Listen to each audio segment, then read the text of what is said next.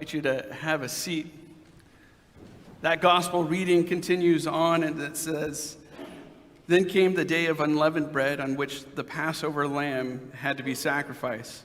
Jesus sent Peter and John, two of his inner circle, saying, 'Go and make preparations for us to eat the Passover.'"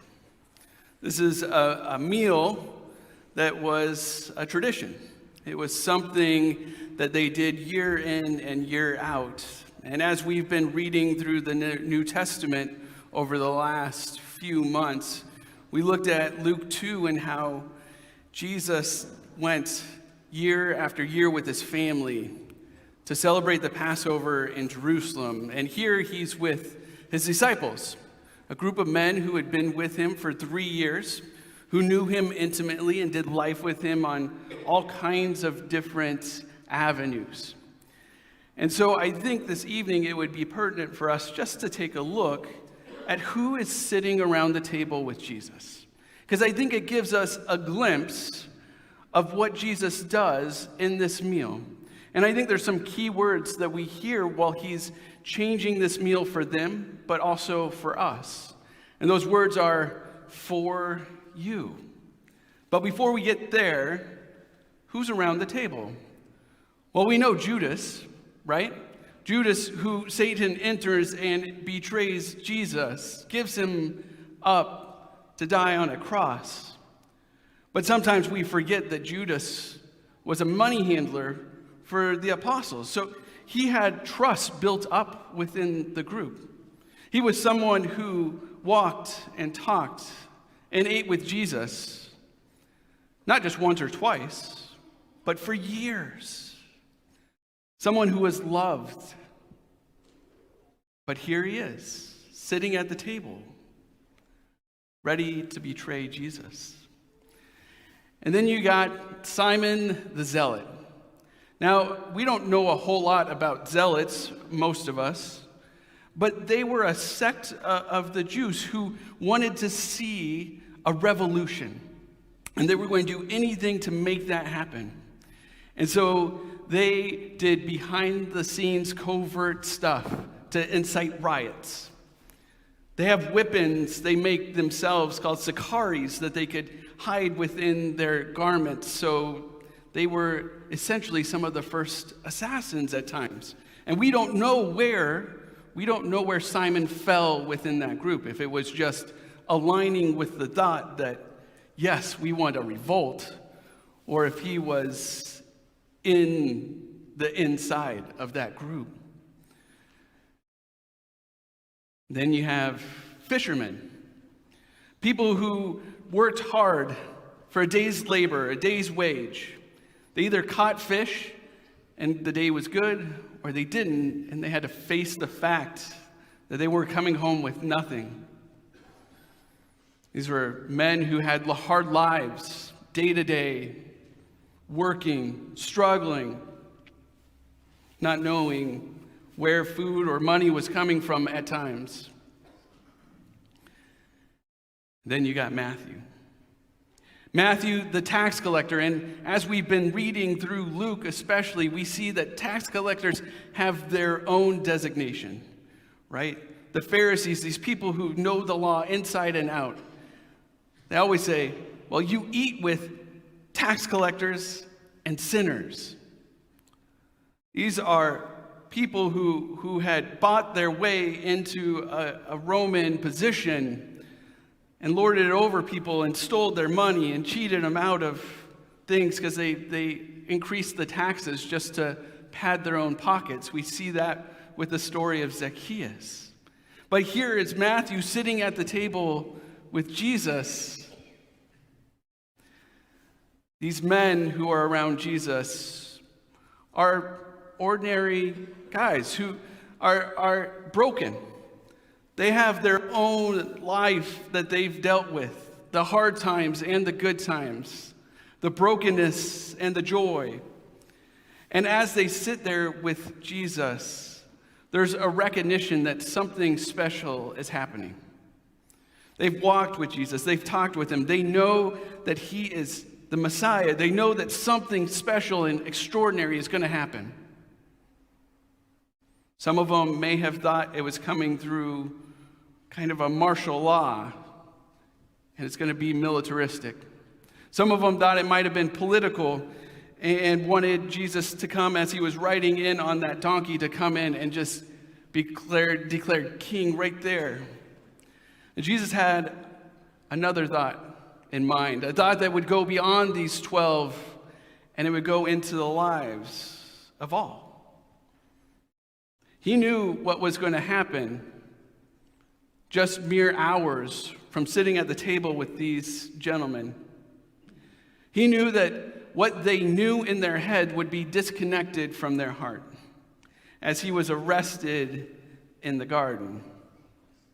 And so he goes to them and he gives them something special. Now, this is a meal that they had partaken in before, and more than likely with Jesus, if they've been with him for 3 years. But in this moment, Jesus knows they need more. They need more than the transaction that it was in Exodus. If you put the blood on the doorpost, then I will save you. Jesus knew that they needed something that would be transformational, something that would take these words and connect them into their lives in a meaningful way. And he does that by saying, "This is me for you." The Passover lamb, the unblemished one, me for you. And so Jesus takes the extraordinary and he does something super special. And that connects into our lives as well. And we as a church call these means of grace. They're ways that we remember that we are loved and we were forgiven, no matter what is happening in our world and how broken we feel or how disconnected we may become. In this moment, Jesus does an extraordinary thing. He takes bread and wine. He says, "You know what? This is me for you." He comes in not just transaction, but in transformation. And as he does that, he knows the disciples' heart. He knows our heart. He knows how much we know or we don't know, how much we have a connection with our heart knowledge of him and our head knowledge of him, or how much we may not. But he beckons us to come to the table because he says, in this moment, this is me coming to you. And in this moment, this is a connection for you. I'm going to help you. I'm going to help you in this moment. Because if we remember, just mere hours from Jesus sitting at this table, everyone leaves him. In the garden, they run. As Jesus is on trial, there's just a few of them that are right there. As Jesus is on the cross, they've been scattered. But then we know that there's a resurrection day coming. We know that the joy would be felt again. But in those hours, there was extreme pain, extreme brokenness that they must have felt. If you've ever lost a loved one, you may know what that feels like, to be torn in two and not know which way is up. But Jesus, in these moments, in these words, for you, he's saying, no, this is me helping you right the ship. This is me mending the brokenness. This is me coming to you. Me coming to you. And so this meal is no longer just about the people who were back in the day in Exodus. This is about the people around the table. This is about the people who would come around the table for ages to come. This is about Jesus coming into our brokenness and healing it with his words. This is me for you. His words of forgiveness, his words of love, his words of hope. This is me for you.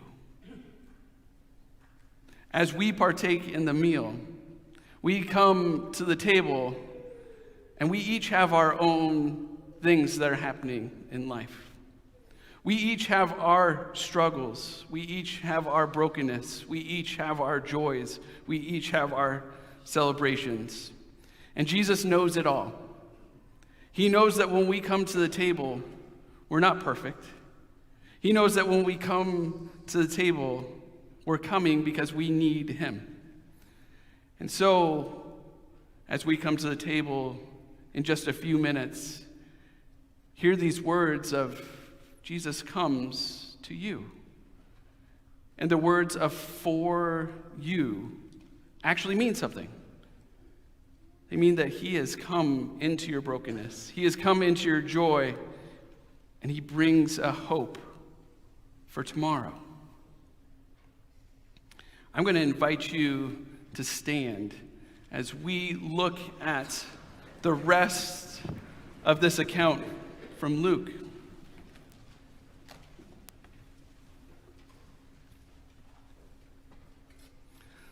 This is the Holy Gospel according to St. Luke, the 22nd chapter.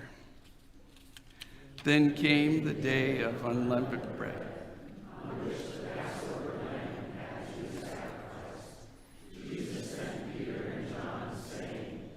Go and make preparations for us to eat the Passover.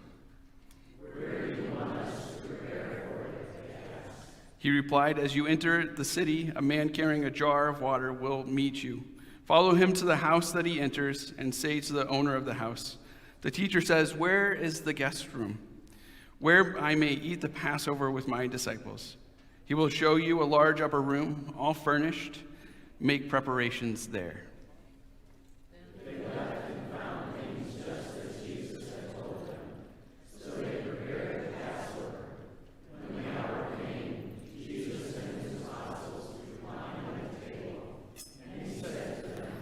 I have eagerly desired to eat the Passover with you before I suffer.